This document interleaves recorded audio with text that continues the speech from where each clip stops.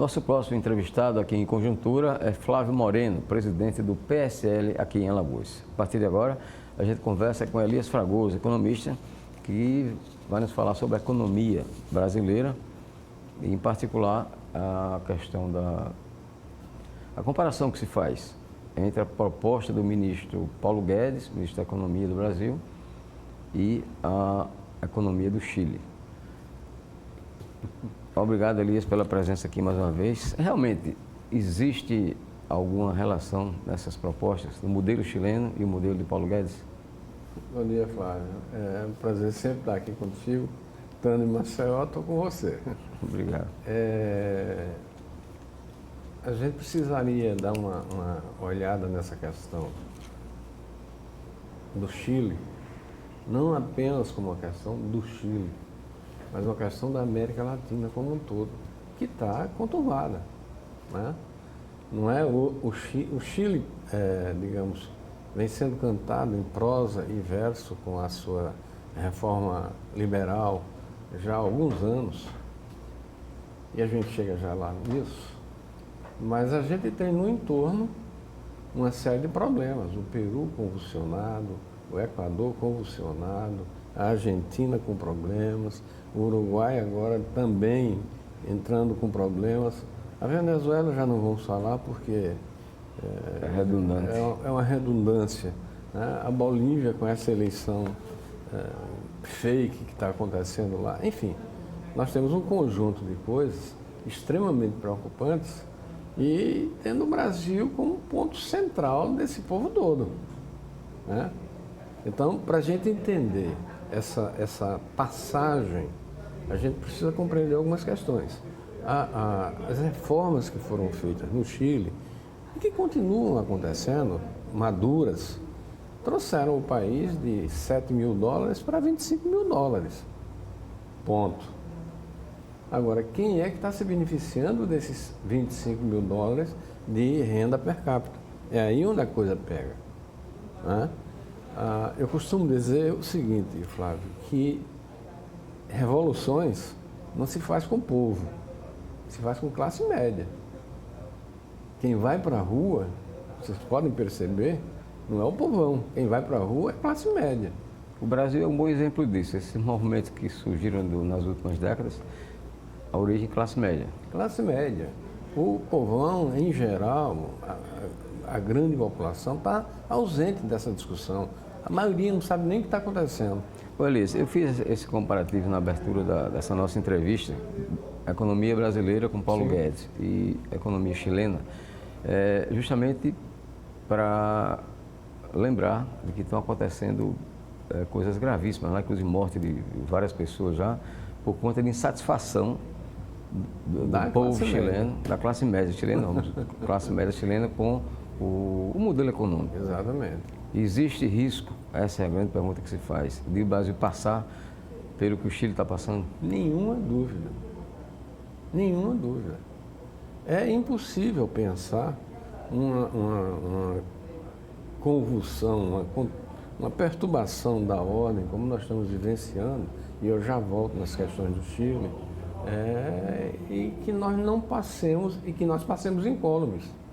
Veja bem, há uma coisa que a gente precisa entender. O governo agora está falando que vai mexer em alguns vesperos, né? Vai mexer querendo mudar a estrutura de governo. Quer dizer, e como é que fica essa turma, essa mamata que está aí há 500 anos, mamando e caducando em cima do dinheiro do brasileiro, da vida do brasileiro. A gente precisa entender o seguinte, Flávio, esse país, nós temos a pior distribuição de renda, uma das piores distribuições de renda do mundo. Então isso não tem como. Eu acho, na minha modéstia posição, eu acho que não é momento para o governo ir mexer nessas reformas agora. Era hora de dar uma parada nisso, até porque estamos chegando no final do ano, não vai acontecer nada mais.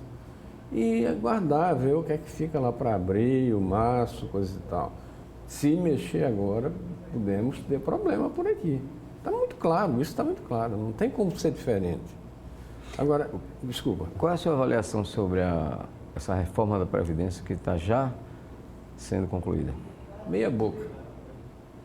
Como eu sempre vinha dizendo aqui para você nas vezes que tive antes.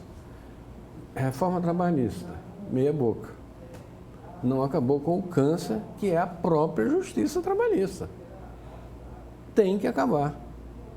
É a mais cara, a mais ineficiente e a que menos resultado traz para o país. Reforma previdenciária. Nós mexemos com quem? Quem é que está sendo atingido diretamente? É o trabalhador comum. Os grandes interesses permaneceram. Tanto que vocês não tenham dúvida. Eu até escrevi um artigo para o Extra uns dias atrás, dizendo isso, daqui a mais 5 anos, 8 anos, vai ter que novamente começar a falar de Previdência, remar tudo de novo, porque o que está aí é provisório. Aquele 1,3 trilhão que o Paulo Guedes falava, aquilo lá é uma ponta do iceberg do que deveria ser feito. Mas era possível na época. Com 800, a gente só trouxe o problema de 12, 15 anos para frente, para 5, 6 anos. Não vai resolver o problema. É um avanço? Claro que é, um enorme avanço. Afinal de contas, a gente tem há 20 anos, 25 anos, desde a época de Fernando Henrique, que a gente vem tentando implementar uma reforma previdenciária e não se consegue. Agora, do ponto de vista de solução, não é.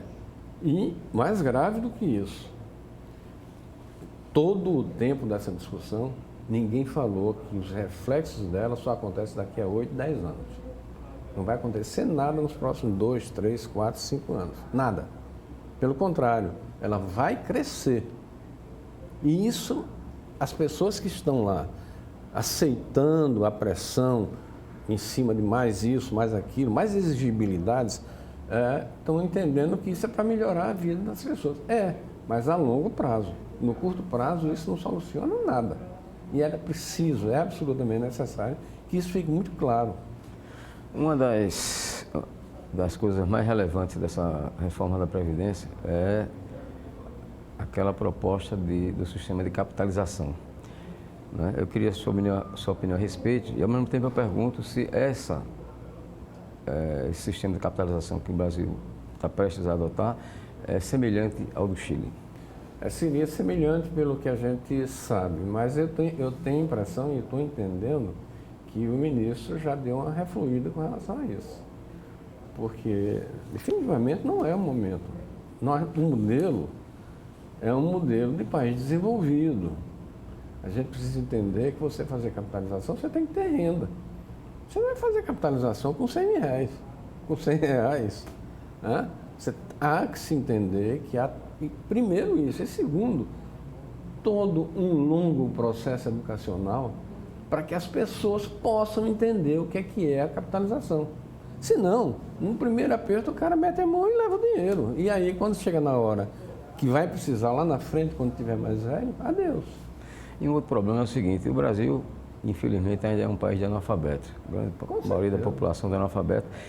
Até pessoas esclarecidas, né, que se acham esclarecidas, melhor colocando, tem dificuldade de compreender esse sistema de capitalização. Imagina o analfabeto. Não há a menor sombra de dúvida. Não há a menor sombra de dúvida. Nós não temos condições estruturais, condições sociais, condições culturais para implementar isso da noite para o dia. Isso pode até vir a acontecer. Seria uma medida interessante, mas desde que houvesse alguns contrapesos, alguns cuidados. Né? E aí, eu acho que não caberia agora aqui, porque aí fica uma coisa muito técnica, mas vamos dizer o seguinte, que essas pessoas não poderiam ter acesso a esse dinheiro diretamente, porque, feliz ou infelizmente, isso você acaba de falar. As pessoas não têm formação. Nós temos um país de 72% de pessoas semi-letradas. Né? Então, difícil de você entender que isso vai dar certo lá na frente. O Chile começou há 25 anos, 25 anos, está começando agora a estourar. As pessoas que gastaram o dinheiro, deram uma de cigarra, ao invés de dar uma de formiga, agora estão rechaçando isso como política. E, na verdade, isso é uma responsabilidade também de cada um, não é só do Estado. Elias, e com relação a esses 10 meses do governo Bolsonaro, qual a sua avaliação no que diz respeito à economia? Eu acho que... A economia não é só essa reforma. Sim. Não são essa reforma, é o que está acontecendo. Olha, eu acho que houve, no meu entendimento, houve lá no início um erro estratégico.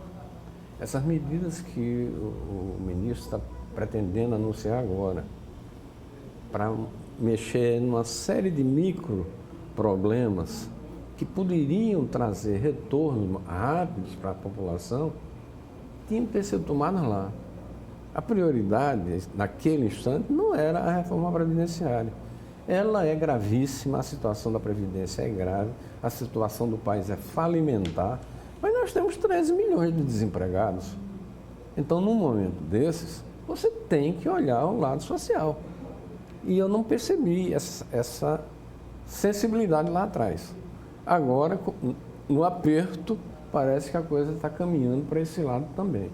Vamos ver o que é que eles estão propondo, o que é que eles vão propor, né? Porque até agora isso aí está muito no bastidor, ninguém sabe exatamente o que é que vai vir por aí, né? Dizem que a próxima etapa é de respeito a mexer principalmente na questão dos servidores, né?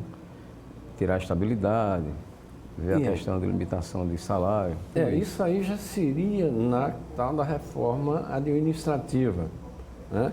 Porque existe hoje, o governo, a área econômica do governo está trabalhando em 300 medidas, micromedidas, para tentar resolver coisas pequenas, que atendem diretamente ao cidadão, entende?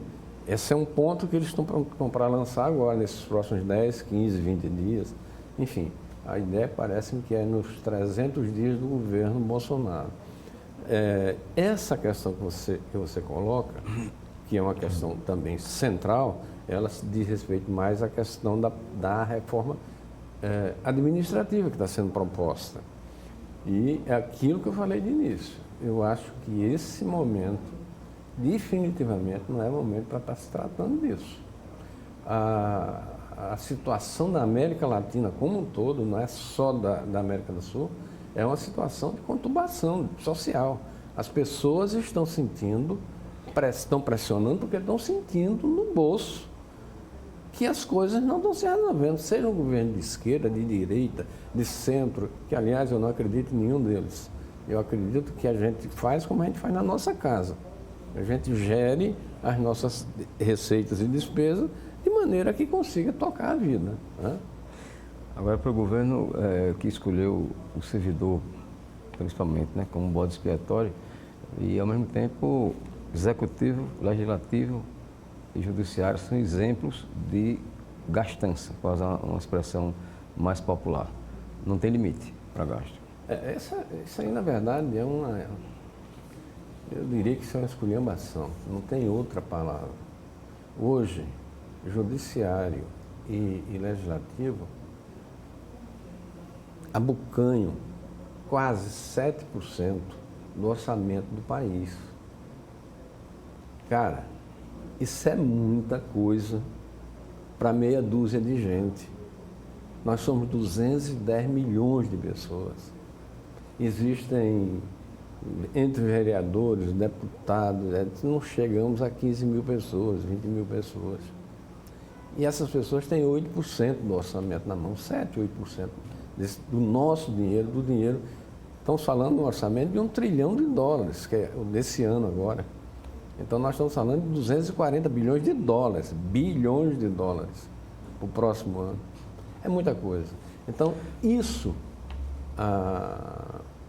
foi bom você tocar nesse ponto, Flávio, porque esse é um cancro que existe há anos e anos, eu vou chamar até de séculos e séculos. E não se fala em resolver, porque mexer nisso é preciso, como diria o nosso senador aqui, ter aquilo roxo. Tá ok. Muito obrigado ao professor e economista Elias Fragoso pela presença aqui nesta edição de Conjuntura. Vamos ao intervalo. A gente volta daqui a pouco conversando com Flávio Moreno, presidente do PSL em Alagoas. Até já.